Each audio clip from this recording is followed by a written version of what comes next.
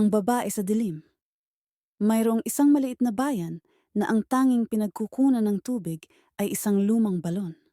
Sinasabing may multo ito ng isang babae na namatay doon. Isang gabi, nagpasya ang isang batang lalaki na nagngangalang Denden na kumuha ng tubig. Nang dumating siya, nakita niya ang isang babae na nakatayo sa gilid ng balon. "Anong ginagawa mo dito?" tanong ni Denden. "Hinihintay kita," sagot ng babae. Natakot si Denden at nagtangkang tumakbo, ngunit hindi siya makagalaw. Napako siya sa lupa. "Kung bakit ka nandito, hindi ko alam," sagot ni Denden. "Kung hindi mo alam, sige, magiging kasama mo na ako rito.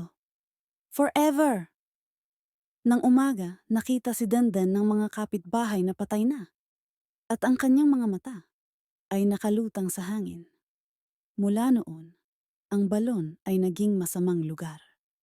Sinasabing, kung mayroong magpapasyang bisitahin ito, mag-iingat kayo. Salamat po sa pakikinig, pa-follow and subscribe na din sa ating muting channel.